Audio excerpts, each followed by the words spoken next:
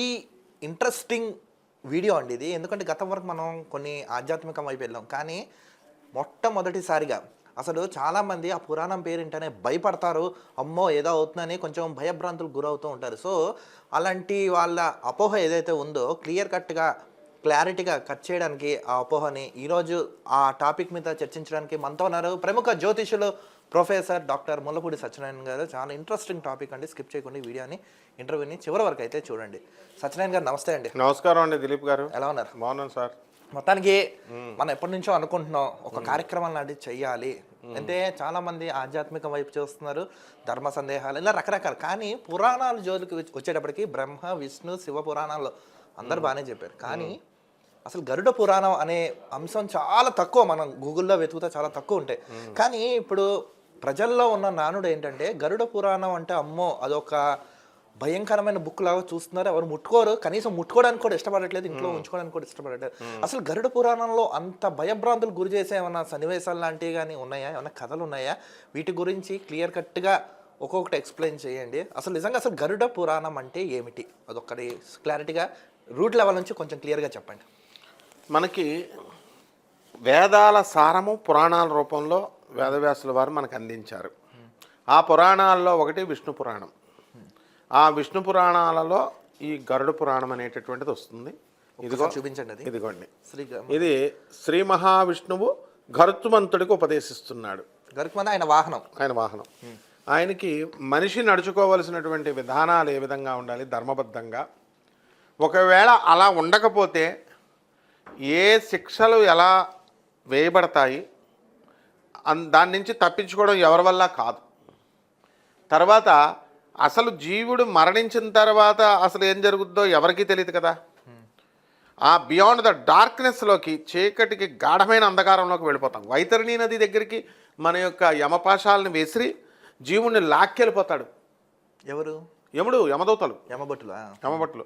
ఆ వైతరణి నది ఉందా లేదా అంటే గిరిజాదేవి విశ్వాసన మన బిరజాదేవి అంటే గిరిజాదేవి శక్తిపీఠంలో ఒకటైనటువంటి అక్కడ వైతరణి నది ప్రవేశిస్తుంది. అన్నీ ఉన్నాయన్నమాట. ఇక్కడ ఉన్నటువంటి నదులన్నీ కూడా సూక్ష్మ రూపంలో దేవలోకంలో ఉన్నాయి. సో ఆ దేవలోకాలు అవన్నీ ఎక్కడో ఉన్నాయని భ్రమపడక్కర్లేదు. డెప్త్కి వెళ్ళే కొద్దీ అవన్నీ కూడా భూలోకంలోనే ఉన్నాయి. ఈ శిక్షలు కూడా భూలోకంలోనే ఉన్నాయి. ఇవన్నీ అన్నదా క్లియర్గా అర్థమవుతుంది. అయితే ఈ యొక్క జీవిని యమపాశం వేసి లాక్కెళ్ళిపోతున్నప్పుడు ఈ జీవుడు నేను రాను బాబోయ్ అంటాడు. ఎన్ఫోర్స్మెంట్ అంటే ఈ ఎవడిష్టం వచ్చినట్టు వాడు ఇల్లులు కట్టేసుకుంటే మున్సిపాలిటీ వాళ్ళు ఎన్ఫోర్స్మెంట్ వ్యాన్లు వేసుకొచ్చేసి ఆ వస్తువులన్నీ తీసుకెళ్ళిపోతారు, బిల్డింగ్ పడగొట్టేస్తారు.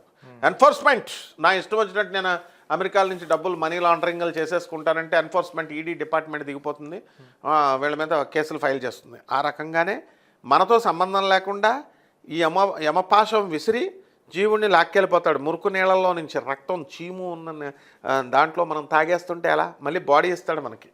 చనిపోయిన తర్వాత సూక్ష్మ బాడీ ఇస్తాడు. సేమ్ ఇక్కడ ఎలాగ అనుభవిస్తున్నామో అక్కడ కూడా సేమ్ అలాగే ఉంటాయి. ఆ మురుకు నీళ్ళు బాబో చీముడు వాసన నేను తాగలేను బాబో ఏంటన్నా ఈడ్చుకుపోతాడు. కొరడాలతో తోలు తీసేస్తా కూర్చో అని చెప్పి అలాగా బాదుతూ తీసుకెళ్తాడు.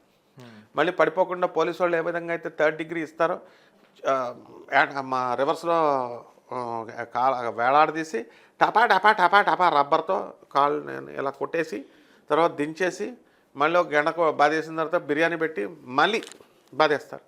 ఈ లోపల చెప్పాలి వాడు, లేదా గోల్డ్ పీకేస్తారు. ఇవన్నీ పైకి చెప్పరు మరి. తర్వాత ఇవన్నీ పెన్నేసి పురుషాంగం మీద గుచ్చేస్తారు. ఇది గుండు సూదులతో. 3rd డిగ్రీ ఒకప్పుడు అలా ఉండేది, ఇప్పుడు ఫ్రెండ్లీ పోలీసింగ్ వచ్చి ఫ్రెండ్లీగా అయింది. ఆ విధంగానే యమధర్మరాజు అంటే పోలీస్ కమిషనర్, యమభటులు అంటే పోలీస్ ఆఫీసర్స్. వీళ్ళని మనం గౌరవించాలి సిస్టమ్ ప్రకారం. జీవుని అలా లాక్కెళ్ళిపోయి మొత్తం రకరకాల పీక్ పడేస్తారనమాట.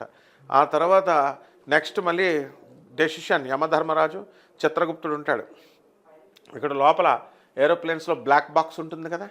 బ్లాక్ బాక్స్లో ఎవరైతే మాట్లాడుకున్నారో అంతా దానంతగా ఆటోమేటిక్గా రికార్డ్ అయిపోతుంది కదా. అదే లోపల మనం చేసినవన్నీ కూడా మనం ఆత్మకు తెలిసిపోతుంది. బ్లాక్ బాక్స్ లోన్ ఉంటుంది. అదే చిత్రగుప్తుడు. ఆయన చెప్పిన తర్వాత అక్కడ ప్లే చేస్తారు, బాగుంది అంతా. ఇప్పుడు వేసేటటువంటి శిక్షలు ఏంటి అనేటటువంటిది అవి గరుడ పురాణంలో ఉంటాయి. ఆ తర్వాత మళ్ళీ నెక్స్ట్ వీడికి పిశాచ జన్మ ఇవ్వాలా, ఎన్ని జన్మలు గాలి ధూళి అయి వీడి తిరగాలి, ఆకలి వేస్తూ ఉంటుంది, అన్నం తినడానికి బాడీ ఉండదు, దాహం వేస్తూ ఉంటుంది, తాగడానికి బాడీ లేదు. ఈ దాహం వేసేస్తూ ఉన్నప్పుడు మనకు దొరకకుండా 10 రోజులు ఉంటే ఎలా ఉంటాం? అక్కడ చావు లేదు, మళ్ళీ ఆ సూక్ష్మ శరీరానికి చావు లేదు, ఆల్రెడీ చచ్చిపోయాం. కానీ దాహం వేస్తూ ఉంటుంది. పిప్పని నొప్పి వస్తే ఎలా ఉంటుంది? దూకేయాలనిపిస్తుంది బిల్డింగ్ మీద నుంచి. అలాగే ఆ బాధలన్నీ ఉంటాయి. అవన్నీ వర్ణంతో పాటు తన వాళ్ళ కోసమే ఇవన్నీ దోపిడీలు చేస్తాడు కదా. ఇప్పుడు నా మనవాళ్ళు తినాలి, మనవాళ్ళు మునిమనవాళ్ళు అంతవరకని పాపం పేదవాళ్ళందరూ నోటి దగ్గర ధనాన్ని లాగేసి ఇవన్నీ చేసేస్తారు కదా, దొంగిలిస్తారు కదా. వాటిలన్నిటికి వీళ్ళు ఏం చేస్తారంటే వీళ్ళకి ప్రేతాత్మలైపోయి మళ్ళీ వీళ్ళింటి మీదగా వదులుతాడు యముడు. ఇప్పుడు ఒకడు చచ్చిపోయాడు, వాడి కొడుకు మీదకే వెళ్తాడు.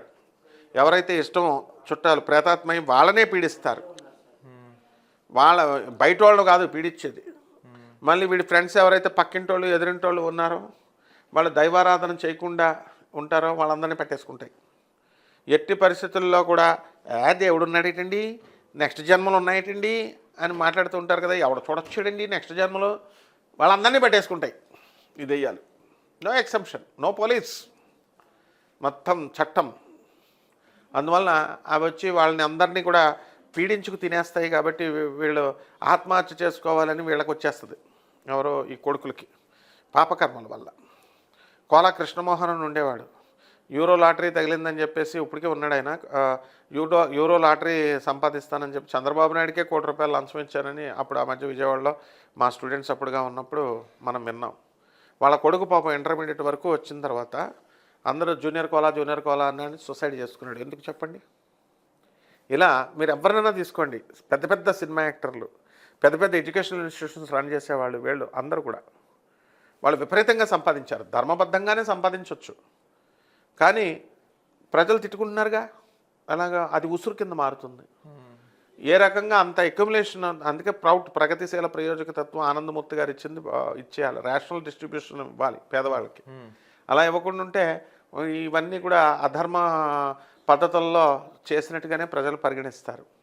దానికి వాళ్ళ పిల్లల్నే మరణించడాలు, వారసుడు లేకుండా అయిపోవడాలు, ఇవన్నీ శిక్షలు అన్నమాట. ఈ శిక్షలన్నీ కూడా క్లియర్గా ఇందులో ఏ విధమైన మినహాయింపు లేదు. మినిస్టర్ అని ఉండదు, సీఎం అని ఉండదు, పిఎం అని ఉండదు. ఎవరు చేసినా సరే వీళ్ళందరికీ కూడా సేమ్ శిక్ష యముడు విధిచ్చేస్తాడు. అంటే వీళ్ళు చేసుకున్న కర్మలు ఉంటాయి కదా, మంచి కర్మలు, అవి కాపాడలేమంటారు? ఇవి మంచి కర్మలు అనేటటువంటివి కొంతవరకు కాపాడతాయి. ఎలాగా? కర్మల్లో మళ్ళీ రకాలు ఉంటాయి. ఇప్పుడు పాపం చేసింది పాపమే, కష్టాలు దుఃఖాలు వస్తాయి. సుఖాలు చేసింది సుఖాలు ఇస్తాయి. ఏమిటవి? నువ్వు స్వర్గానికి వెళతావు, స్వర్గానికి వెళ్ళి అక్కడ రంభావరోసి మేనక డ్యాన్సులు చూస్తావు, లేకపోతే మందు తాగుతావు, సురాపానం చేస్తావు అని ఉందనుకోండి ఫర్ ఎగ్జాంపుల్. ఇక్కడ ఎంజాయ్మెంట్స్ మనకు భూలోకంలో ఫ్రెండ్స్ అందరూ వస్తారు, పార్టీ చేసుకుందాం రా భయ్ అంటారు, పబ్బులకు పోతారు, తర్వాత అక్కడ డ్యాన్సులు గెన్సులు చూస్తారు. అయ్యే రంభావరసి మేనక డ్యాన్సులు అయ్యే పైన చూడకల్లా. ఇక్కడ సేమ్ అణువు చుట్టూ, ఈ కేంద్రకం చుట్టూ, ప్రోటాన్స్ న్యూట్రాన్స్ ఉన్నటువంటి కేంద్రకం చుట్టూ ఎలక్ట్రాన్స్ ఏ విధంగా అయితే తిరుగుతున్నాయో బాహ్యలోకంలో సౌర కుటుంబంలో సూర్యుడి చుట్టూ ఈ యొక్క గ్రహాలన్నీ తిరుగుతున్నాయి. అదేవిధంగా ఇక్కడ కూడా జరుగుతాయి. అందువల్ల కర్మల్లో సుఖాలు చేసావు, నువ్వు మంచి పనులు చేసావు, సుఖాలు అనుభవించు అంతే. మందు కొట్టు, నువ్వు ఏదైనా చేసుకో, సుఖాలు ఇస్తాడు. అక్కడ కూడా నువ్వు అందులో నువ్వు అప్పుడు పేదవాళ్ళ కోసం త్యాగం చేసి పేదవాళ్ళ కోసం ఏదో చేయవుగా, ఈ ఇన్ఫ్లుయెన్స్లో పడిపోతావు. అలాగే చెడ్డ కర్మలు చేసినప్పుడు కష్టాలు వస్తాయి, ఆయుర్దాయం ఇవన్నీ కూడా క్షీణించబడతాయి. ఇవన్నీ శాస్త్రాలు అందుకే ధర్మబద్ధంగా ఎలా నడుచుకోవాలో చెప్తాడు శ్రీ మహావిష్ణువు. శ్రీ మహావిష్ణువుని ఎదిరించవచ్చా? ఎవడైనా బుద్ధున్నవాడు ఎదిరించాడా? శనీశ్వరుడు ఎదిరించాడు, కాలు ఎరగొట్టేశాడు శ్రీ మహావిష్ణువు. రాహు కేతువులు ఎదిరించారు, రాహు తల తీసేశాడు. బ్రహ్మదేవుడు పిచ్చాశాలు వేశాడు, రుద్రుడు తీసవతల పడేశాడు తలకాయని. అంటే శివుడే విష్ణువు, విష్ణువే శివుడు. కలియుగంలో ఎవరైతే శివకేశవుల మధ్య భేదాలు చెప్తున్నారు, అది కూడా గరుడ పురాణంలో చెప్తుంది. వాడు ఎంత పెద్ద స్వామీజీ అయినా, వాడు ఎంత పెద్ద ప్రవచనకారుడైనా, వాళ్ళు ఎంత పెద్ద వాళ్ళైనా సరే, వాళ్ళందరికీ కూడా సేమ్ శిక్ష, రౌరవాది నరకాలకు విసిరేస్తామన్నారు. తోలు తీసేస్తారు వాళ్ళని. ఇక్కడ నా 10 మంది మనుషులు చప్పట్ల కోసం పురాణాలు మార్చేసి ఏదో నవ్విద్దాం, లేకపోతే ఏదో కవ్విద్దాం, సరదాగా అబ్బా నాకు చప్పట్లు కొడుతున్నారు కదా అని మెహర్బానీ కోసం కొట్టేశారు పాపం వీళ్ళంతా. పశ్చాత్తాపడకుండా శివకేశవుల మధ్య భేదాన్ని పొరపాటున క్షమాపణ పశ్చాత్తాప్త హృదయం పడకపోతే యముడు తోలు తీసేస్తాడు, అందులో డౌట్ లేదనమాట. అందువలన ఈ ప్రజల యొక్క మెహర్బానీలు మనకు అనవసరం.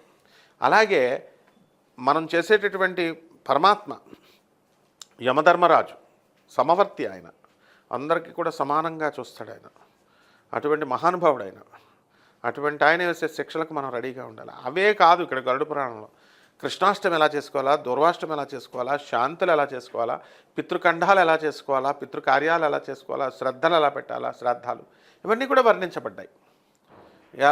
ఏ రకంగా అంటే బతుకున్న వాళ్ళకందరికీ కూడా తిండి పెట్టకుండా ముసలివాళ్ళు చనిపోయిన తర్వాత పిండాలు పెట్టేస్తామండి అంటే తోలు తీసేస్తాడు. చేసిన పంతుల తోలు తీసేస్తాడు, చెప్పిన ప్రవచనకారుల తోలు కూడా తీసేస్తాడు. ఏం చెప్పాలి ముందు వీళ్ళు? మరి మీ ఇంట్లో ఇప్పుడు బతుకున్నటువంటి పేదవాళ్ళందరికీ పెట్టండి ముసలాళ్ళని చుట్టాలని, అది విదురుడు చెప్పాడు. కాబట్టి విదురుడు గౌరవిస్తాం మనం. ఆ విధంగా మిగతా వాళ్ళు ఎవరైతే ఇలా చెప్పారో వీళ్ళందరూ తోలు తీసేయడం ఖాయం. ఈ విధంగా ఇవన్నీ కూడా ఉంటాయండి. చాలామంది గరుడ పురాణం ఇంట్లో చదివితే ఆత్మలు దయ్యాలు చుట్టూ వచ్చి కూర్చుని వింటాయని ఆ భయంతో బుక్కుని చదివే ప్రయత్నం కూడా చేయరు. అది నిజమే అంటారా? దెయ్యాలు, ప్రేతాలు, భూతాలు గరుడ పురాణం చదివితే కాదు, మన చుట్టూ ఆల్రెడీ మిలియన్స్ ఉంటాయి. సైన్స్ చెప్తుంది ఈవిల్ స్పిరిట్స్ మన చుట్టూ, ప్రతి మనిషి చుట్టూ కొన్ని వేల ఉంటాయి. అంటే ఇప్పుడు ఈ క్షణం ఇక్కడ కూడా ఉన్నాయి, ఇక్కడ కూడా ఉంటాయి. అది సైన్స్ అది చెప్పేది. ఆ ఎనర్జీస్ వాటికి దాహం వేసినప్పుడు వాటికి బాడీ లేదు కాబట్టి ఆ స్పిరిట్ ఏం చేస్తుందంటే లోపల దూరుతుంది, మనలో ఆవహిస్తుంది. అందుకే సడన్గా మనం కోపం పడ్డం, చిన్నపిల్లలు మూడీగా అవ్వడము, చిన్నపిల్లలు చికాకుగా పడ్డము అలా ఉంటాయి. ఆ సడన్గా మనకు దాహం వేస్తుంది, వెళ్ళి తాగుతాం. ఇవన్నీ ఎవడో కూడా కాదనలేని సత్యాలు, నగ్న సత్యాలు ఇవన్నీ. Science has proved it. నేను సైన్స్లో డాక్టరేట్షిప్ చేసినటువంటి వాడిని ఫిజిక్స్లో. కాబట్టి ఎన్నో మెడికల్ క్వాలిఫికేషన్స్, ఎన్నో క్వాలిఫికేషన్స్, అధర్వవేదం ఇవన్నీ ఉన్నటువంటి వాడిని. కాబట్టి మా గురువులంతా కూడా వాళ్ళు మహానుభావులు. కాబట్టి వాళ్ళు చెప్పేటటువంటివన్నీ కూడా భారతీతీర్థ స్వాముల వారి కంటే గొప్పవాళ్ళు ఉన్నారా శాస్త్రాన్ని బోధించేవాళ్ళు. ఆ విధంగా మనం జాగ్రత్తగా చూసుకోవాలి. అసలు గరుడ పురాణంలో ఎన్ని శిక్షలు ఉన్నాయంటారు? సహస్రనామాలు ఉన్నాయి కదా పొగడ్డానికి మనం దేవుణ్ణి. దేవుడా నువ్వు ఇంద్రుడివి, నువ్వు చంద్రుడివి. ఇప్పుడు మనం ఏం చేస్తామండి, చుట్టాలు మన ఇంటికి వస్తారు. పూజ అంటే ఏంటండి? ధ్యాయామి. మన చుట్టం వస్తే బాగుండు, మన చిన్నాన్న లేదా మన మామయ్య ధ్యాయామి వస్తాడు. ఆవాహయామి, రండి గురుగారు. ఆసనం సమర్పయామి, కుర్చీ వేస్తాం కదా, కుర్చీ ఏం చేస్తాం? స్నానం సమర్పయామి, అర్ఘ్యం సమర్పయామి, నీళ్ళు ఇస్తాం కాళ్ళు కొడుక్కోమని. స్నానం చేయండి అంటాం, తర్వాత నీళ్ళు తాగండి అంటాం, కాఫీ టిఫిన్. అర్ఘ్యం సమర్పయామి, స్నానం సమర్పయామి, యజ్ఞోపవితం సమర్పయామి, వస్త్రం సమర్పయామి. తర్వాత అన్నీ పెట్టి టిఫిన్ పెడతాం, నైవేద్యం పెట్టి ధూపమాగ్రాపయామి వేసి అంతా హారతి ఇచ్చేసి అప్పుడు పెడతాం పెద్ద ఫిట్టింగ్. మామయ్య ఒక 50 లక్షలు లేదా ఒక 5 లక్షలు అని అడుగుతాం. అదేవిధంగా దేవుడు మనం దేవుడి మీద ప్రేమతో ఏం చెయ్యం. ధనమూలం ఇదం జగత్. అందువల్ల దేవుడిని సహస్రనామాలు ఓం శ్రీమాత్రే నమః చేస్తున్నాం కదా, పూజ చేసి విష్ణవే నమః, జిష్ణవే నమః, రామాయ నమః, కృష్ణాయ నమః 1008 ఎలా రాశారో శిక్షలు కూడా కరెక్ట్గా 1008 పెట్టారు. అందులో ఒక్కొక్కడు తోలు తీసేస్తాడు. ఇక్కడ ఎవడైతే పేదవాళ్ళకి సహాయం చేయకుండా డబ్బు బీరువాల్లో దాచుకుంటాడో వాళ్ళందరి తోళ్ళు తీసేస్తాడు స్వామి. చాలా మందికి ఒక డౌట్ ఏముందంటే, ఇప్పుడు మనిషి చనిపోయాక ఆత్మ అనేది బయటకు వెళ్ళిపోతుంది. ఆత్మ ఇంకా లోకాలకు వెళ్తుంది. వాళ్ళు మంచి లోకం, చెడు లోకం అంటే స్వర్గం, నరకం. కానీ ఆత్మ బయటకు వెళ్ళిన తర్వాత దానికి శిక్ష ఎలా వేస్తారు? ఎందుకంటే ఆత్మని నీరుతో ఆర్పలేరు, నీటితో తడపలేరు, నిప్పుతో ఆర్పలేరు, గాలితో ఊదలేరు అని అంటారు. కానీ ఇప్పుడు వాళ్ళకి ఎలా శిక్ష వేస్తారంటారు? అసలు అది ఎలా, ఎంతవరకు సాధ్యం? క్లియర్గా చెప్పింది మహాపురాణం, గరుడ మహాపురాణం. మళ్ళీ శరీరం ఇవ్వబడుతుందని చెప్పింది, సూక్ష్మ శరీరం. ఇప్పుడు ఎలాగ పంచభూతాత్మకమైనటువంటి ఈ యొక్క తత్వంతో ముట్టుకుంటే అగ్ని కాలుతుంది, శరీరాన్ని కాలుస్తుందిగా, తర్వాత చలిదానికి వస్తుంది కదా. ఆ విధంగా సూక్ష్మ శరీరం ఇంకో శరీరం ఇస్తారు. ఇచ్చిన తర్వాత అక్కడ ఉన్న పరిసరాలను బట్టి ఇక్కడ పంచభూతాలు ఎలాగైతే అగ్ని కాలుతాయో ఇవి కాలుతాయో, అక్కడ తోలు తీసి చేపలు ఫ్రై చేస్తుంటే ఫ్రై మనల్ని చేస్తుంటే అక్కడ కట్ చేస్తుంటే ఆ నొప్పులు తెలుస్తాయి అన్నీ. ఆత్మలో కూడా ఇంకా ఆత్మజ్ఞానం చాలా తెలుసుకోవాలి. భగవద్గీతలో క్లియర్గా ఆత్మ అగ్ని చేత కాల్చబడదు, కొయ్యబడదు అని చెప్పింది. కానీ ఆత్మ పవిత్రమైంది, అన్ని చోట్ల పవిత్రమైందని ఏం కాదు. ప్రతి మనిషిలో ఉన్నటువంటి ఆత్మ ఏం పవిత్రమైంది కాదు. పవిత్రం మనం చేసుకోవాలా. అతి చేసుకోవడానికే మానవ జన్మ ఇచ్చాడు. అదే బోధిస్తుంది గరుడ పురాణం. మహావిష్ణువు 24 క్యారెట్ల బంగారం ఉందా, 21 క్యారెట్లు ఉంది, 20 క్యారెట్ల బంగారం కూడా ఉంది. అంటే దాన్ని ప్యూరిఫై చేయాలా, డిఫరెంట్ ఫ్రాక్షనల్ డిస్టిలేషన్ ద్వారా, ప్యూరిఫికేషన్ మెథడ్స్ ద్వారా ఎలాగైతే ప్యూరిఫై చేస్తామో శనీశ్వరుడు డ్యూటీ అది. నువ్వు చేసిన తప్పులకు పశ్చాత్తాపడ్డం కొంత ప్యూరిఫై అవుద్ది. నువ్వు చేసిన శిక్షలకి పశ్చాత్తాపడి పేదవాళ్ళకి పంచడం, పేదవాళ్ళకి చూసుకోవడం, మోసాలు మానేయడం, ఇవన్నీ రెపెంటాన్స్, పశ్చాత్తాపం, అదే మారు మనసు బైబిల్లో అయినా క్రిస్టియన్ మతంలో. ఇవన్నీ చేసుకుంటూ మనం వెళ్ళినప్పుడు పవిత్రం అవుతుంది ఆత్మ. ఆ తర్వాత శరీరం ఇవ్వబడుతుంది. ఆ శరీరం ఇప్పించిన తర్వాత శిక్షలు వేయబడతాయి. అదంతా అయిన తర్వాత ఒక నిర్ణయానికి మనం వస్తాం. అప్పుడు జీవుణ్ణి ఊంబులోకి పంపుతాడు, తల్లి కడుపులోకి. అక్కడి నుంచి మన యొక్క ప్రయాణం మళ్ళీ మామూలే, మళ్ళీ బయటకు వస్తాం. మళ్ళీ జ్ఞానినామపి చేతాంసి దేవి భగవతి బలాదాకృష్య మోహాయ మహామాయ ప్రయచ్చతి. బయటకు రాగానే మళ్ళీ మాయ కమ్మేస్తుంది. డెలివరీ అయిపోగానే వచ్చేసిన తర్వాత ఏమవుతుందండి, ఇక మాయ కప్పేసి వీళ్ళని ఇచ్చేస్తుంది. మళ్ళీ పునరపి జననం, పునరపి మరణం, మళ్ళీ తప్పులు చేస్తూ ఉంటాం. ఇలాగా జీవితం వెళుతూ ఉంటాం. గరుడ పురాణం అంటే అంత గొప్పదనమాట. ప్రతి ఒక్కళ్ళు ఇంట్లో పెట్టుకోవాలా, ప్రతిరోజు చదవాలి దీన్ని. అంతేగాని ఎవడైతే ఇంట్లో పెట్టుకోవద్దు, ప్రేతాత్మలో భూతాత్మలో నిన్ను పట్టేసుకుంటాయని చెప్తాడో ముందు వాడిని పట్టేసుకుంటాయి, వాడిని యముడు తోలు తీసేస్తాడు. బుద్ధి జ్ఞానం ఉండాలి. అసలు గరుడ పురాణం ఇంట్లో పెట్టుకోవద్దన్న గాడిదల్ని. విష్ణు పురాణంలో ఒకటది గరుడ మహాపురాణం. పురాణాలన్నీ ఇంట్లో పెట్టుకోవద్దనడానికి వీడు ఎవడసలు, ఎవడా ప్రవచనకారుడు చెప్పింది? ముందు వాడిని వేపేస్తాడు యముడు. అంతే దర్జాగా పెట్టుకోవాలా. అండ్ దీన్ని పోలీస్ పేనల్ కోడ్ లాంటిది, ఐపీసీ లాంటిది ఇది. దీని శిక్షలు ఏంటి, ఎన్ని సంవత్సరాలు ఇది పెట్టుకోకపోవడం వల్లే నేరాలు. ఐపీసీ పేనల్ కోడ్లు, జ్యుడిషియల్ పేనల్ కోడ్లు పెట్టుకోకపోవడం వల్లే ఎవడిష్టం వచ్చినట్టు వాడు తప్పులు చేస్తున్నాడు. ఒక్కొక్కడిని బొక్కల్లో తోసి, పెద్ద పెద్ద రాజకీయ నాయకులు మేము విర్రవీగే వాళ్ళందరినీ బొక్కల్లో తోసి శిక్షలకి రాసేసరికి మళ్ళీ చేస్తున్నాడు వాడు, నోరెత్తుతున్నాడు ఎవడైనా? ఒక్కసారి బొక్కలోకి తోసేస్తే ఏ విధంగా అయితే జైలు కూడుకు తినిపించేసి, చిప్పకూడు తినిపించేసి జైల్లో పడేస్తామో, ఏ విధంగా అయితే క్రైమ్ రేట్ తగ్గిపోద్దో, this is Indian penal code లాంటిది. ఇది ప్రతి ఒక్కళ్ళ దగ్గర ఉండాలి. అప్పుడు యముడు ఏం చేస్తాడో, ఎలా తోలు తీసేస్తాడో తెలిస్తే నేరాలు తగ్గిపోతాయి అన్నమాట. మొత్తానికి శిక్షణ అనేది ఇలా ఉన్నాయంటారు. సరే గురుగారు, మనం ఇది ఒక సిరీస్లో స్టార్ట్ చేద్దాం. రానున్న రోజుల్లో ఏ శిక్షకి ఎంత వేస్తారో ఒక ఎపిసోడ్ వైజ్గా మనం చేసుకుంటూ వద్దాం. అసలు గరుడ పురాణం గురించి క్లారిటీగా మాకు, మా వ్యూవర్స్కి ఎవరికైతే ఉన్నాయో ఒక సందేహాన్ని తీర్చినందుకు మరొకసారి మీకు ధన్యవాదాలు తెలుపుతూ thank you so much. Thank you అమ్మా.